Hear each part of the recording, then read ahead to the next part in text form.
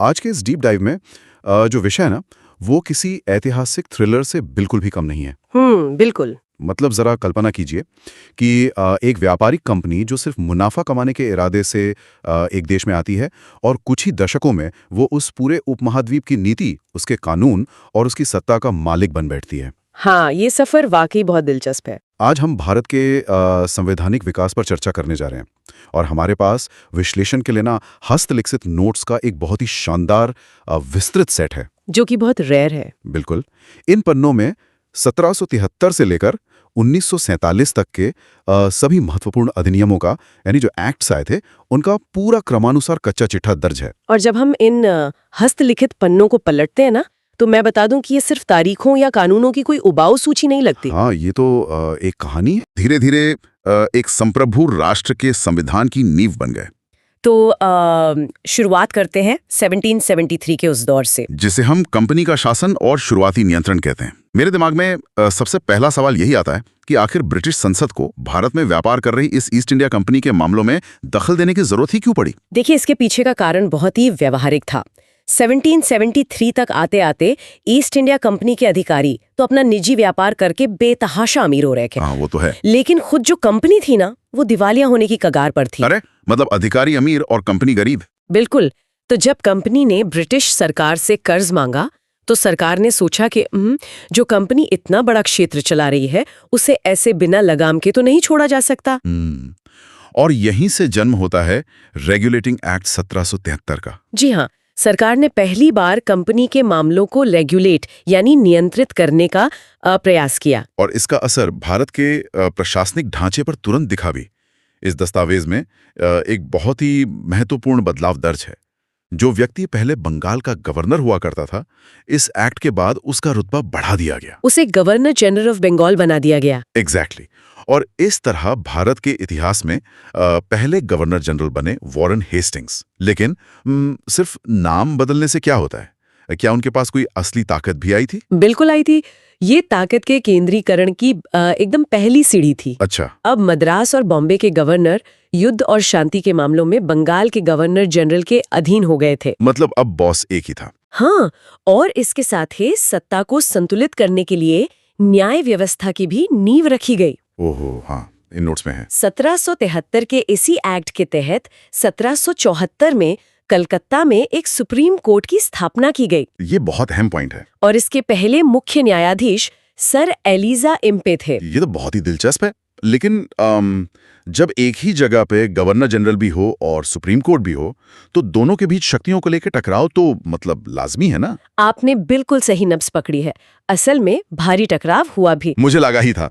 Governor general और supreme court के बीच ये स्पष्ट ही नहीं था कि किसकी सीमा कहाँ तक है। तो इसका समाधान कैसे निकाला उन्होंने? इसी भ्रम को दूर करने के लिए कुछ ही साल बाद एक्ट ऑफ सेटलमेंट 1781 लाया गया, जिसने दोनों के अधिकार क्षेत्रों की एकदम स्पष्ट सीमाएं तय की। इसके बाद के कालखंड पर नजर डालें तो एक और बड़ा कानून सामने आता है, पिट्स इंडिया एक्ट 1784। मुझे ये देखकर बहुत हैरानी होती है कि ब्रिटिश सरकार कितनी चतुराई से अपनी पकड़ मजबूत कर रही थी। कैसे? इस एक्ट के जरिए बॉम्बे और मद्रास प्रेसिडेंसी को पूरी तरह से बंगाल प्रेसिडेंसी के अधीन कर दिया गया। हाँ, पिट्स इंडिया एक्ट की सबसे बड़ी खासियत है इसका दोहरा शासन तंत्र था। दोहरा शासन मतलब? ब्रिटिश सरकार समझ चुकी थी कि एक ही संस्था से व्यापार और राजनीति दोनों नहीं संभलेंगे। इसलिए इस एक्ट के जरिए पहली बार ईस्ट इंडिया कंपनी के वाणिज्यिक यानी व्यापारिक मामलों को और राजनीतिक मामलों को बिल्कुल अलग अलग कर दिया गया। यानी अब काम बांट दिया गया। बिल्कुल। व्यापारिक मामलों को देखने के लिए बोर्ड ऑफ डायरेक्टर्स बनाए गए, जो कि कंपनी के ही लोग थे। और राजनीतिक मामलों के लिए जैसे युद्ध, संधि या प्रशासन, इन पर नजर रखने के लिए एक नया निकाय बोर्ड ऑफ कंट्रोलर बनाया गया, जो सीधे ब्रिटिश सरकार को रिपोर्ट करता था। हाँ, ये तो एक तरह से कंपनी के ऊपर सरकारी बॉस बिठाने वाली बात हो गई। एकदम सटीक। और ब्रिटिश सरकार का नियंत्रण लगातार बढ़ता ही गया। अगर हम इन नोट्स में कुछ दशक आगे बढ़ें तो चार्टर एक्ट 1813 आता है। ये वो समय था जब ब्रिटेन में औद्योगिक क्रांति जोर पकड़ रही थी। हाँ, और ब्रिटेन के बाकी व्यापारी भी तो भारत के साथ व्यापार करना चाहते थे। इसी दबाव का नतीजा था कि 1813 के एक्ट में ईस्ट इंडिया कंपनी का जो भारत पर व्यापारिक एकाधिकार था, उसे कम कर दिया गया। लेकिन पूरी तरह खत्म नहीं किया। एक दिलचस्प बात यहाँ है कि चीन के साथ व्यापार और भारत में चाय के व्यापार पर कंपनी की मोनोपोली अभी भी बरकरार रखी गई। चाय और चीन, हाँ। पर इस एक्ट में एक और प्रावधान है जो थोड़ा हैरान करता है मुझे। इसमें लिखा है कि ब्रिटिश सरकार ने शिक्षा पर प्रतिवर्ष 1 लाख रुपए खर्च करने का प्रावधान किया। हाँ, 1 लाख रुपए। 1813 के हिसाब से यह रकम क्या मायने रखती थी? उस जमाने में 1 लाख रुपए एक बहुत बड़ी रकम थी। लेकिन देखिए, ये कोई समाज सेवा नहीं थी। मतलब उनका अपना फायदा था इसमें। बिल्कुल। अंग्रेजों को भारत में अपना राजकाज चलाने के लिए ऐसे क्लर्क और कर्मचारी चाहिए थे जो अंग्रेजी समझ सके। इसलिए ये निवेश उनके अपने फायदे के लिए ही था। वाह, क्या दिमाग लगाया। और यहाँ सबसे दिलचस्प बात यह है कि इसी एक्ट में धर्म से जुड़ा एक बहुत बड़ा फैसला भी था। कौन सा फैसला? 1813 से पहले ईसाई पादरियों को भारत आने की अनुमति नहीं थी, लेकिन इस एक्ट से उन्हें भारत आकर धर्म प्रचार की आधिकारिक अनुमति दे दी गई। यानी शिक्षा, व्यापार और धर्म तीनों ही मोर्चों पर 1813 का एक्ट एक बड़ा बदलाव लेकर आया। बिल्कुल। अब हमारे पास जो हस्तलिखित जानकारी है वो हमें सीधे 1833 की तरफ ले जाती है। Charter act 1833। हाँ, इसे देखकर ऐसा लगता है कि जैसे कंपनी से उसके बचे खुचे व्यापारिक अधिकार भी पूरी तरह छीन लिए गए। 1833 का चार्टर एक्ट ना केंद्रीकरण का एकदम चरम था। कंपनी को साफ शब्दों में कह दिया गया कि अब आप व्यापारी नहीं रहे, अब आप केवल एक प्रशासनिक निकाय हैं। मतलब चाय और चीन का जो एक अधिकार बचा था वो भी गया, वो भी पूर्णतः समाप्त कर दिया गया। और प्रशासनिक ढांचे में जो बदलाव हुआ वो तो और भी बड़ा था। जो बंगाल का गवर्नर जनरल हुआ करता था, इस एक्ट के जरिए उसे भारत का गवर्नर जनरल बना दिया गया। और इस तरह पूरे भारत के पहले गवर्नर जनरल बने विलियम बेंटिक। मतलब अब पूरे उपमहाद्वीप की कमान एक ही व्यक्ति के हाथ में आ गई थी। हाँ, और वित्तीय केंद्रीकरण भी हुआ। पूरे देश के लिए अब एक ही बजट बनने लगा था, वन बजट। और यहाँ नोट्स में एक बात और ध्यान देने वाली है।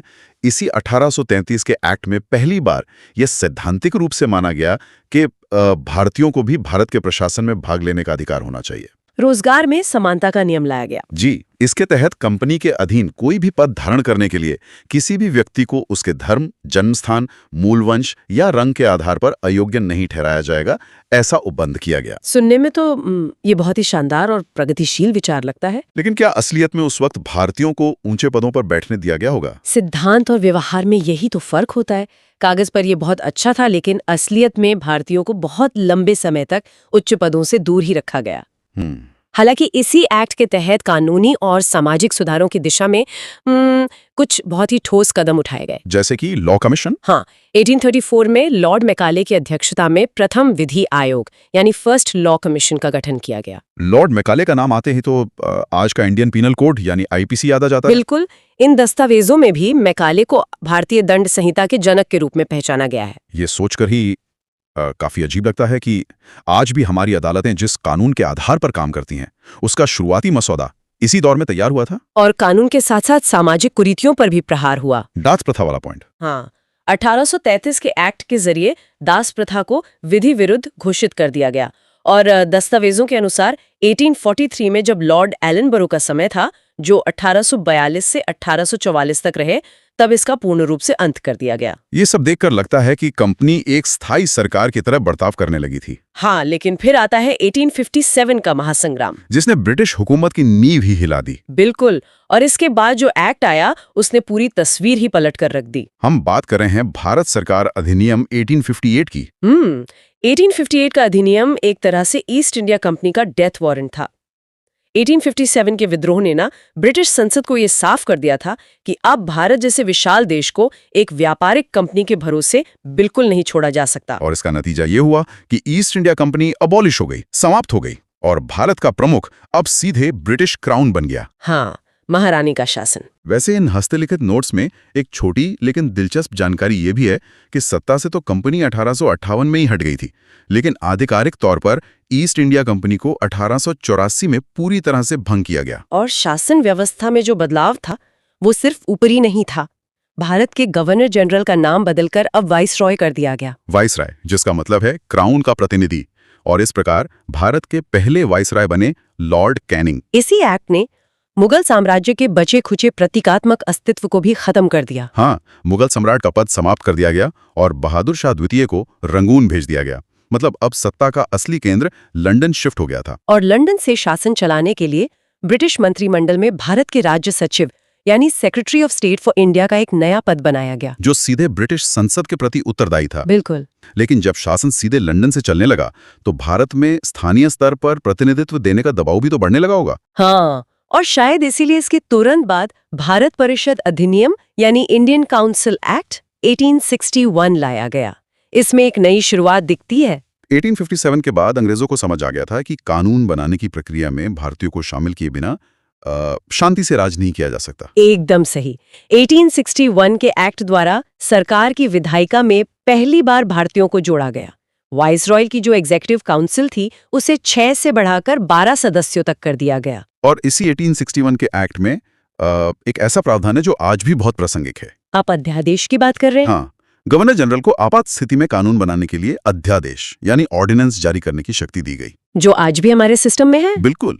इसके बाद अगर हम भारत परिषद अधिनियम 1892 की बात करें तो ये वो दौर था जब राजनीतिक चेतना बढ़ रही थी। अगर हम इसे बड़े परिदृश्य से जोड़ें तो 1892 के एक्ट के जरिए पहली बार अप्रत्यक्ष चुनाव प्रणाली यानी इनडायरेक्ट इलेक्शन सिस्टम की शुरुआत हुई। चुनाव प्रणाली का जिक्र तो है, लेकिन ये बहुत सीमित था। जो विधायी परिषद थी उसे बजट पर बहस करने और प्रश्न पूछने की शक्ति तो मिली, लेकिन वोट करने का अधिकार नहीं दिया गया था।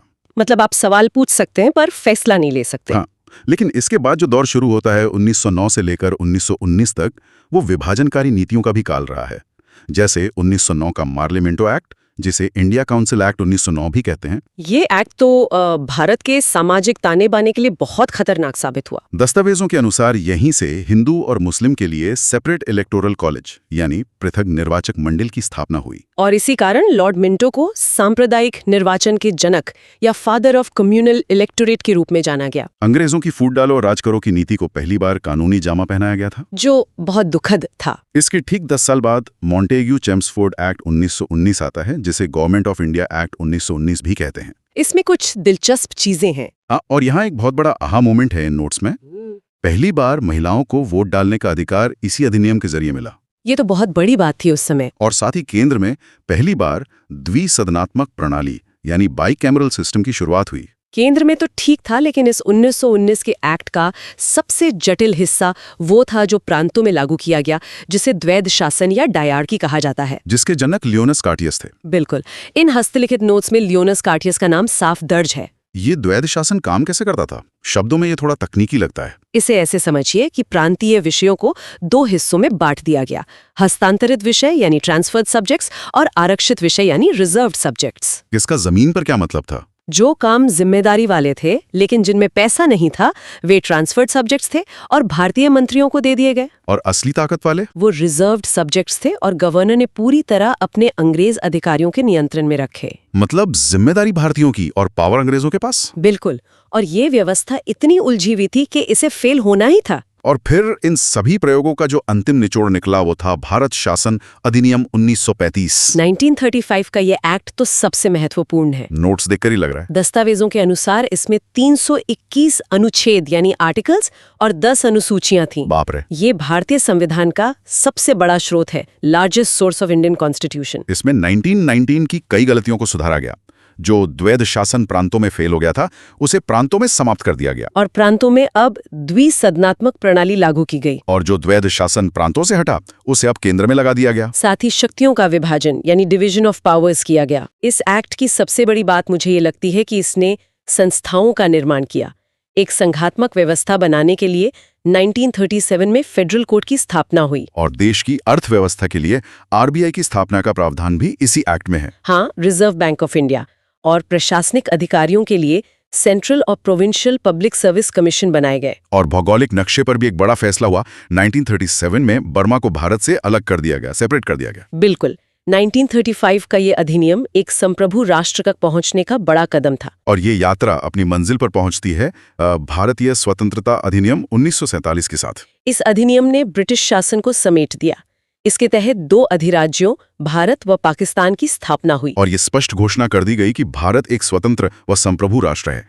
First government of central of free India के प्रमुख के रूप में लॉर्ड माउंटबैटन का नाम दर्ज है। जानना दिलचस्प है कि आज भी हम जिन प्रणालियों का इस्तेमाल कर रहे हैं, ये सोचने वाली बात है कि चाहे वो अध्यादेश जारी करना हो, बजट पर बहस करना हो या रिजर्व बैंक का काम हो, उन सब का जन्म इन्हीं पुराने पन्नों और कानूनों के बीच हुआ था। क्या हम आज भी उसी ऐतिहासिक ढांचे की छाया में अपना भविष्य कर रहे हैं? ये वाकई में गहराई से सोचने वाला विषय है। बिल्कुल।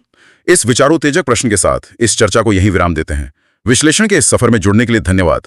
आगे भी हम ऐसे ही ऐतिहासिक दस्तावेजों को डिकोड करते रहेंगे।